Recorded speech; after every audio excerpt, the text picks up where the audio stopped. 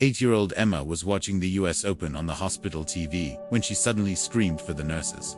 "That's Miss Sarah," she cried, pointing at the screen showing Serena Williams holding up her trophy. "That's my tennis teacher." The entire pediatric oncology ward was about to discover that their favorite volunteer, the woman who had been bringing hope to sick children for 6 months, was the greatest tennis player who ever lived. Welcome to the story, Gook. Before we begin this incredible story of hidden greatness and healing hearts, tell me in the comments, from which city in the world are you watching today? And if you believe that true champions are measured not just by trophies won, but by lives touched. Hit that subscribe button, because this story will restore your faith in humanity. Asterisk. Children's Hospital of Philadelphia was like a small city within the city to 500 beds, world-class medical care, and the constant hum of machines keeping hope alive. The pediatric oncology wing on the 7th floor was where the bravest battles were fought by the smallest warriors. Kids aged 5 to 15 fighting cancers with names too complicated for most adults to pronounce. And every Tuesday at 3 p.m., she arrived at Sarah Johnson. That's what her volunteer badge read. She came through the main entrance like any other visitor, signed in at the security desk, and took the elevator to the 7th floor carrying a worn duffel bag filled with tennis rackets, foam balls, and an endless supply of patience. The staff knew her as the tennis volunteer.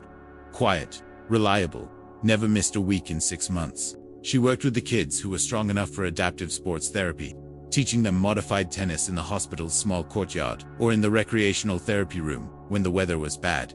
"Miss Sarah's here," 8-year-old Emma Chen would announce every Tuesday, her bald head covered with a bright pink bandana. Emma had been fighting leukemia for 8 months, and Tuesdays had become her favorite day of the week. "Can we play the champion game today?" 10-year-old Marcus Williams would ask, wheeling his chair over as fast as the four-pole attached to it would allow.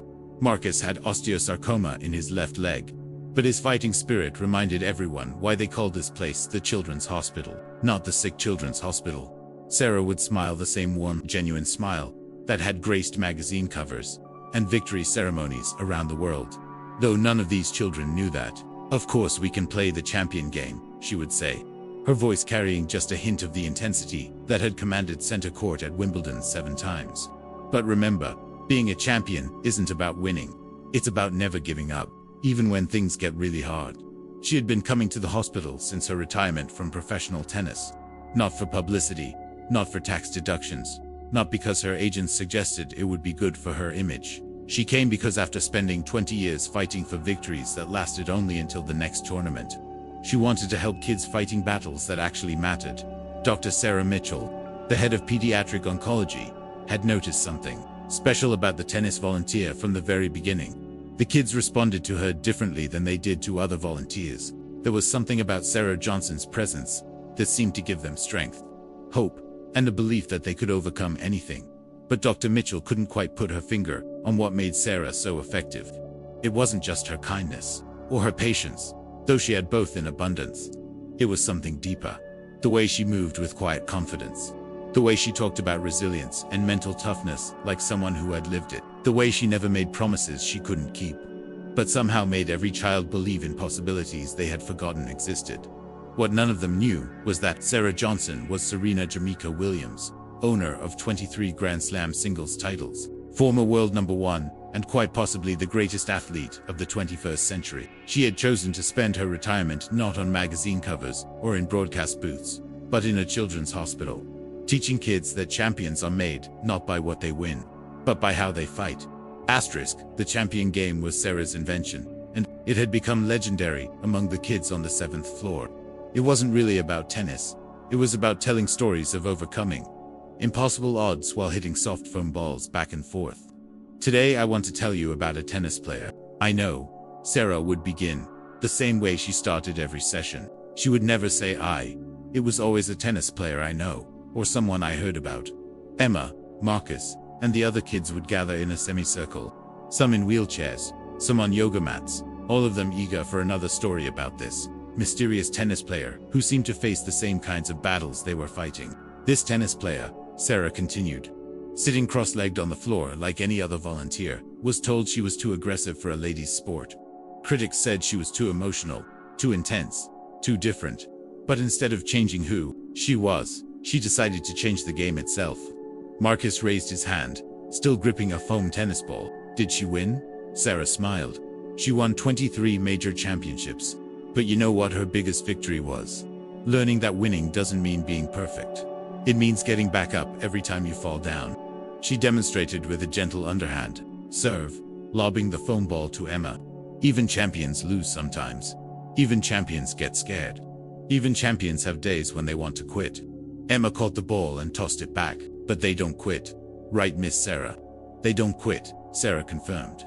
They find a way to keep fighting, even when everything seems impossible. What made these sessions so powerful wasn't just the stories, it was the way Sarah told them. She spoke about pressure and fear and disappointment with the authority of someone who had lived through all of it. She talked about the mental game, about visualization, about finding strength in the darkest moments, with a depth that suggested personal experience rather than textbook knowledge. Dr. Mitchell often found herself stopping by the recreational therapy room during these sessions, officially to check on the kids, but really to listen to Sarah's stories. There was something familiar about the way Sarah described tennis strategy, the way she talked about competing under pressure, the way she understood the psychology of champions. But it was nurse Jennifer Rodriguez who first started to suspect something. Jennifer had been working in pediatric oncology for 15 years. She had seen hundreds of volunteers come and go. Most were well-meaning people who wanted to help but didn't really understand what these kids were going through. Sarah was different. She talked to the children like someone who understood what it meant to fight impossible battles in front of the whole world. You know what I love about this tennis player? Sarah was saying during one session, hitting a gentle backhand to Marcus. She learned that her greatest strength wasn't her power or her speed. It was her ability to find hope when everyone else had given up on her. Marcus attempted to return the shot, but missed. His chemotherapy had left him weak, and his coordination wasn't what it used to be. His face fell with disappointment.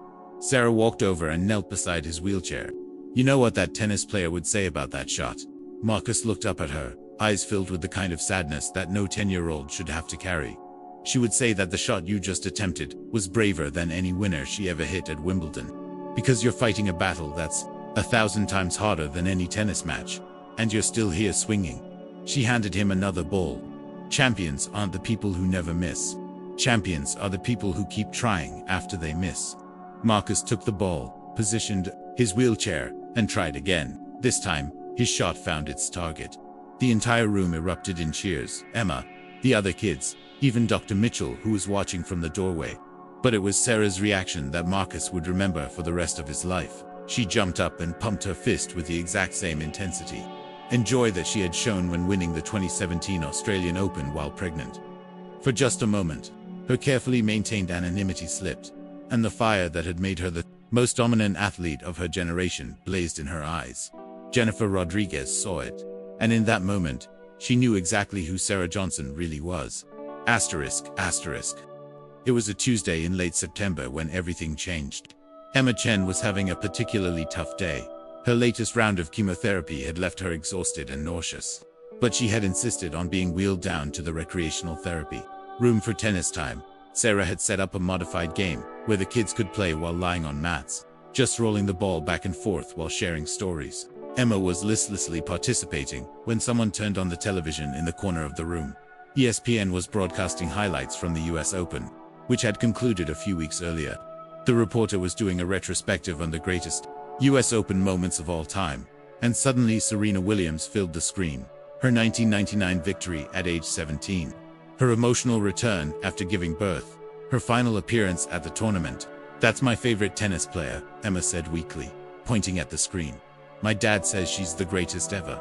Sarah froze. She was sitting cross-legged on the floor, a foam ball in her hands, watching herself on television celebrating victories that felt like they belonged to another lifetime.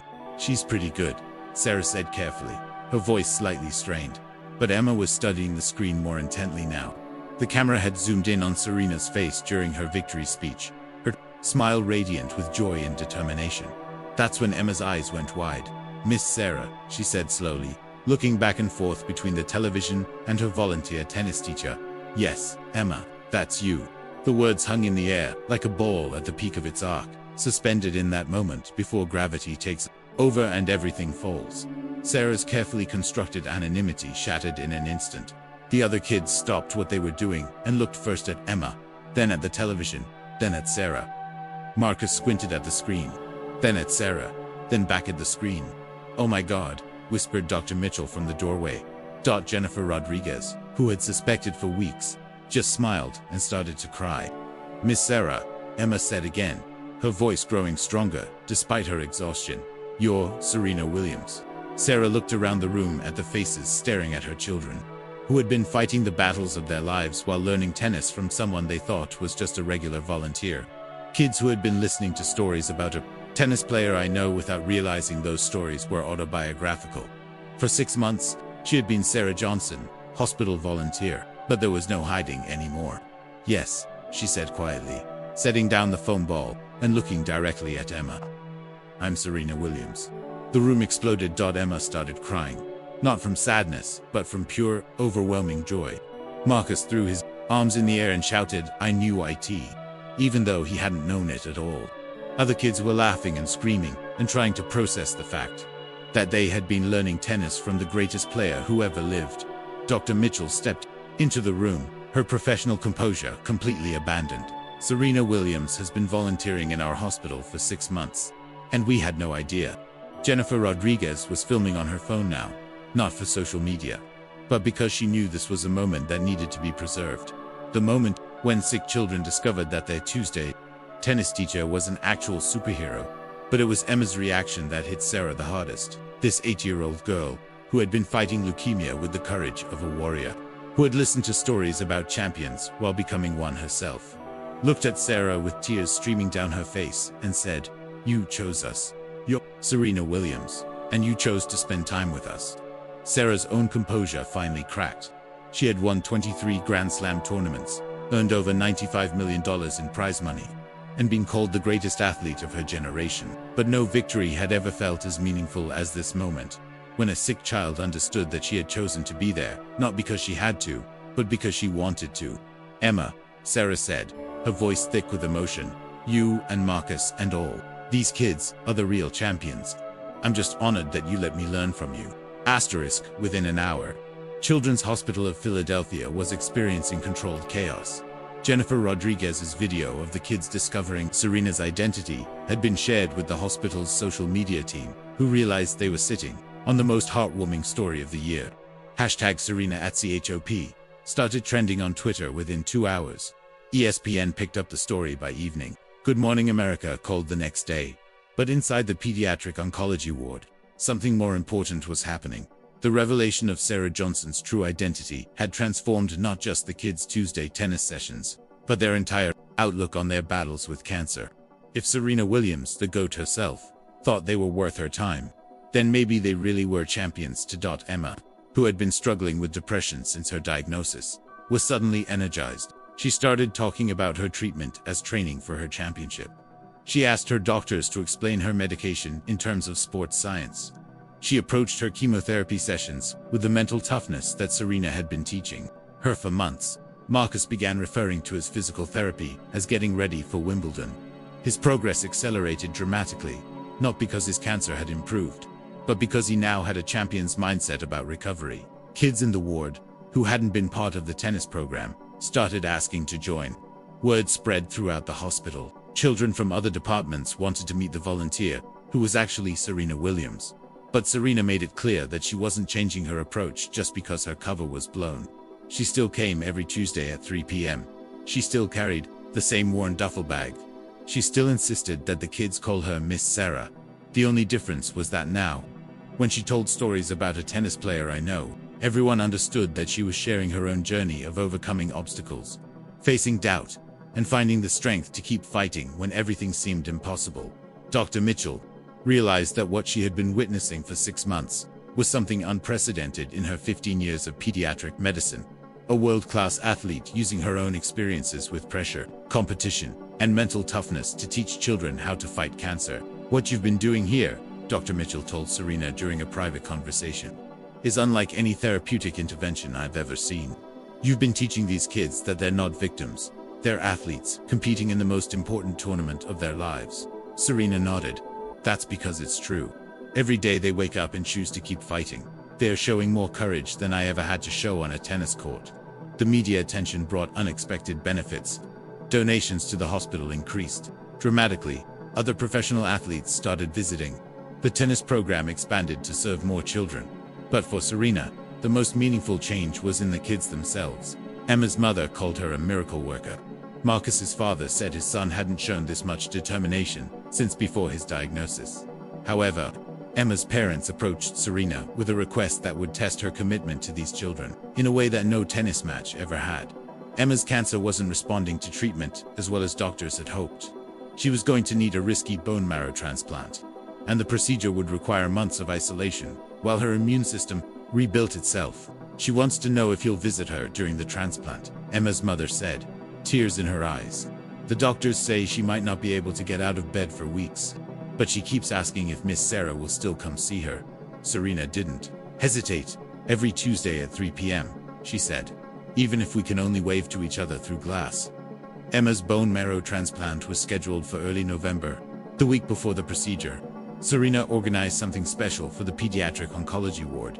She arranged for all the kids in the tennis program to have a championship tournament, modified of course, for their various physical limitations.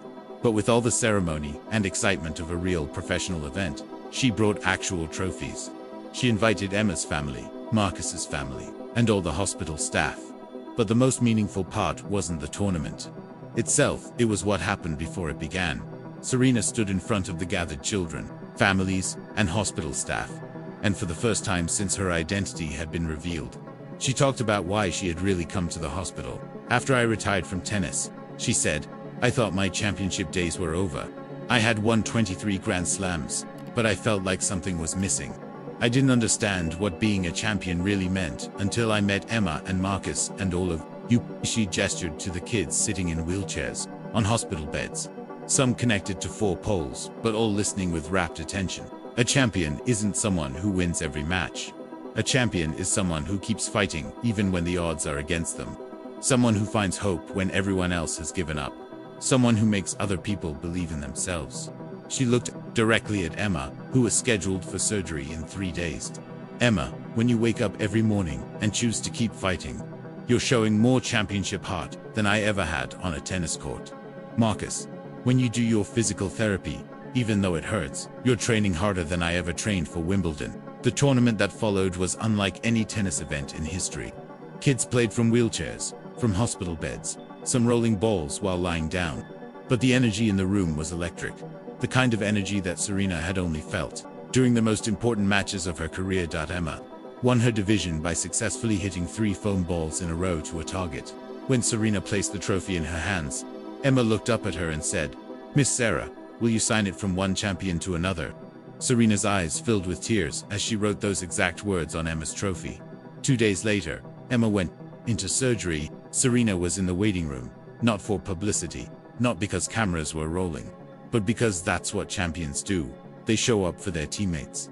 The surgery was successful, but Emma's recovery would be long and difficult. True to her promise, Serena visited every Tuesday, sometimes just waving through the isolation room window, sometimes talking through the intercom, always reminding Emma that she was fighting the most important match of her life, and that she had all the tools she needed to win.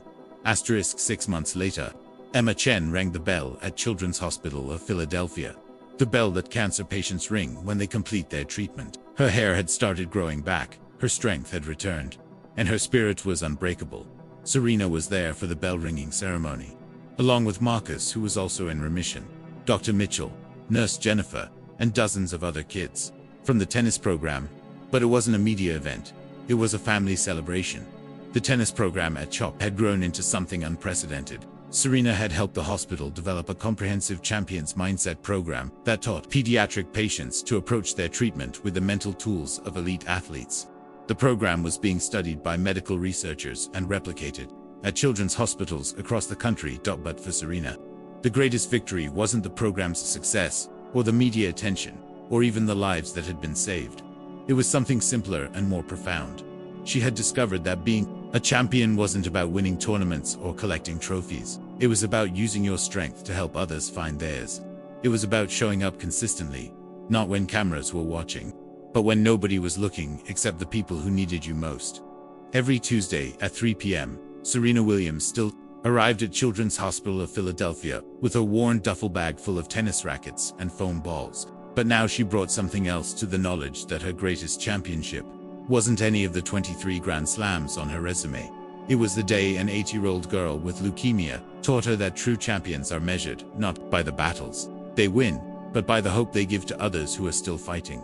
As Emma rang the bell, declaring her victory over cancer, she looked at Serena and said, "Miss Sarah, you taught me that champions never give up. But you know what you never told me?" "What's that, Emma?" "You never told me that the best part about being a champion is helping other people become champions too." Serena smiled, the same genuine, radiant smile that had graced victory ceremonies around the world, but somehow brighter and more meaningful than it had ever been on a tennis court. "That's because I didn't know that either," Serena said, "until you taught it to me." So now I ask you, have you ever discovered that your greatest victories weren't the ones that made headlines, but the ones that made a difference? Have you met someone who showed you that true strength isn't about what you can do, but about what you inspire others to do? Share their story in the comments below, because at the Story Gook, we believe that the most important championships are won not in stadiums, but in hospital rooms, classrooms, and quiet moments when one person helps another find their courage. Thank you for watching. If this story touched your heart, subscribe and share it with someone who needs to be reminded that we all have the power to be champions in someone else's story. We'll see you in the next story. And until then, remember, the greatest champions are not the ones who never fall down. They're the ones who help others get back up. *.